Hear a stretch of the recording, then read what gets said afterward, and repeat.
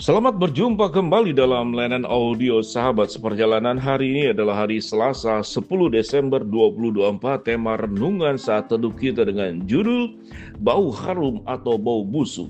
Firman Tuhan terambil dalam 2 Korintus pasal 2 ayat 15-17. Demikian bunyi firman Tuhan. Sebab bagi Allah kami adalah bau yang harum dari Kristus di tengah-tengah mereka yang diselamatkan dan di antara mereka yang binasa. Bagi yang terakhir kami adalah bau kematian yang mematikan, dan bagi pertama kami adalah bau kehidupan yang menghidupkan. Tetapi siapakah yang sanggup menunaikan tugas yang demikian? Sebab kami tidak sama dengan banyak orang lain yang mencari keuntungan dari firman Allah. Sebaliknya dalam Kristus kami berbicara sebagaimana mestinya, dengan maksud-maksud murni untuk perintah Allah dan di hadapannya. Mari kita berdoa.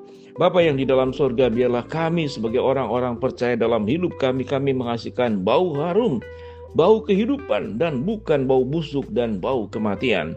Dalam nama Tuhan Yesus kami berdoa, amin. Shalom sahabat perjalanan yang dikasihi Tuhan. Ayat yang sangat indah yang seakan-akan ini berbicara tentang sebuah kalimat puitis tentang bau harum kehidupan. Bau harum kehidupan. Firman Tuhan berkata, sebab bagi Allah kami adalah bau yang harum dari Kristus di tengah-tengah mereka yang diselamatkan dan di antara mereka yang binasa. Kami adalah bau yang harum dari Kristus. Seakan-akan ini seperti menyombongkan diri. Tetapi kalimatnya kita perhatikan dengan baik. Sebab bagi Allah kami adalah bau yang harum dari Kristus. Jadi artinya Paulus memberikan sebuah pemahaman, kami menyampaikan sesuatu harum yang berasal dari Kristus, terjemahan yang lebih tepatnya. Sebab bagi Allah kami adalah pembawa keharuman Kristus di tengah-tengah mereka yang diselamatkan. Bagaimana kita menyampaikan keharuman Kristus? Tentu Kristus adalah harum, kalau dalam pengertian harum adalah sesuatu yang indah, sesuatu yang menyenangkan, sesuatu yang membahagiakan, memberikan rasa damai sejahtera, memberikan berbagai macam keindahan dalam hidup. Lalu yang kedua adalah memang Paulus sendiri dikatakan hidupku menjadi bau yang harum dari Kristus. Bagaimana dia dalam kehidupannya melaksanakan perkara-perkara yang indah dan bukan perkara-perkara yang busuk. Sesuatu yang indah kita tahu dengan jelas, bunga menghasilkan buah harum yang luar biasa, sekalipun ada bunga tertentu yang menghasilkan bau yang spesifik, mungkin kurang baik atau bau busuk, khususnya bunga bangkai. Tetapi bunga menyeluruh itu akan menghasilkan bunga-bunga yang menghasilkan keharuman yang luar biasa. Sampai titik ini mengapa? Karena aku membawa Kristus dalam kehidupanku. Kenapa dikatakan membawa Kristus dalam kehidupanku? Tentu pengorbanan Kristus, kasih Kristus, perjuangan Kristus, cintanya Kristus, kesetiaannya Kristus, kepeduliannya Kristus, keberanian memberikan segala sesuatu bahkan nyawanya seperti Kristus. Tatkala kita mengikuti jejak apa yang dilakukan oleh Kristus, dalam hidup kita penuh dengan kasih, dalam hidup kita penuh dengan kebaikan, dalam hidup kita membawa keharuman Kristus kepada orang banyak. Dalam hidup kita kalimat dan kata-kata yang kita ucapkan terjaga dengan baik. Hati dan pikiran kita dipenuhi oleh kekudusan, dipenuhi oleh kebenaran. Maka apapun yang ada dalam diri kita, keluarnya akan menjadi harum, keluarnya akan menjadi berkat, keluarnya akan menjadi terang, keluarnya akan menjadi perkara-perkara yang bisa membuat orang lain mengalami damai sejahtera di tengah-tengah hidup yang penuh dengan kesulitan, tantangan, persoalan, ancaman, peperangan, sakit, penyakit, dan sekian macam banyak persoalan hidup. Kristus datang adalah memberi jawaban, bukan menambah masalah. Kristus datang bukan bertanya, tetapi memberikan jawaban untuk pertanyaan-pertanyaan dalam hidup kita. Bukankah kita juga sebagai orang percaya seperti demikian? Janganlah hidup kita itu membawa problem dan masalah, membawa kebusukan. Tetapi kehadiran kita itu memberikan jawaban untuk orang-orang yang bertanya, untuk orang-orang yang sedang punya kebutuhan. Dia perlu mendapatkan jawaban. Dalam perkara-perkara kecil, mungkin kita di jalanan ada orang yang kehabisan bensin, naik motor. Biasanya saya melakukan perkara yang sama, saya tanya, Pak, kenapa habis bensin atau bagaimana? Kalau bocor memang tidak bisa ditolong. Tapi kalau habis bensin, ban masih baik, maka disebut istilahnya itu di step. Kita tolong, karena saya beberapa kali saya dibantu oleh orang karena sebetulnya mogok, bukan karena habis bensin. Dibantu, didorong dengan memakai kaki. Lalu dia dengan kendaraan yang masih hidup membawa saya ke tempat bengkel yang terdekat.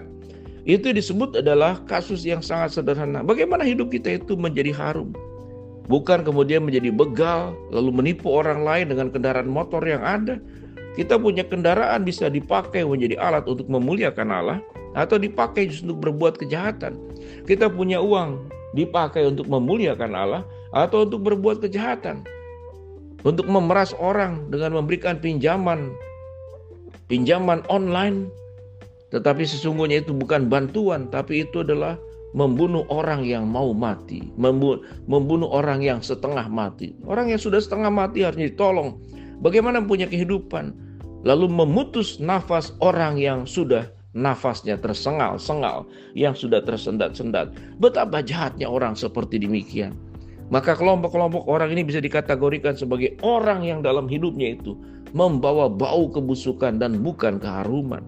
Di dalam rumah tangga, apakah kita menjadi orang yang memberkati anggota keluarga, atau menjadi pribadi yang menakutkan, pribadi jadi beban, pribadi yang menimbulkan masalah setiap hari dalam rumah tangga, di dalam pekerjaan, di tengah-tengah masyarakat, bahkan mungkin di dalam pelayanan gereja yang engkau melayani khususnya untuk Tuhan, tapi engkau punya kepentingan pribadi engkau pakai di dalam pelayanan-pelayanan rumah Allah yang kudus. Engkau berbuat keburukan, engkau menabur kebusukan dan bukan keharuman. Pada titik ini, sahabat seperjalanan, biarlah kita boleh berkata seperti yang disampaikan oleh Paulus. Karena dikatakan kecemasan, kelegaan Paulus di Troas dan Makedonia di dalam memberitakan Injil.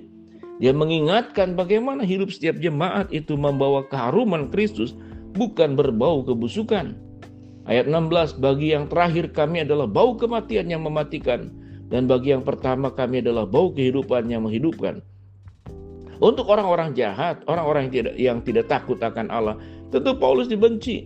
Kehadiran Paulus memperkenalkan Kristus itu akan mengganggu mereka-mereka yang sudah disembah sebagai kaisar, sebagai tokoh yang perlu dipuja, dan menganggap dirinya sebagai yang di atas segala-galanya, seperti Herodes, seperti Firaun.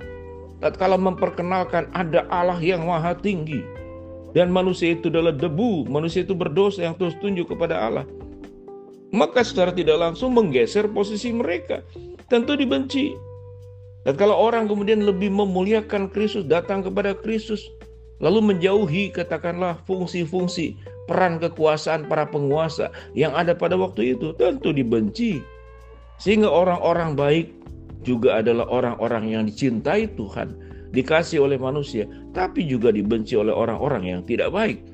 Sehingga setiap kita masing-masing sahabat seperjalanan sewaktu berbuat baik, lalu perbuatan baik kita justru itu menghasilkan tindakan yang sebaliknya.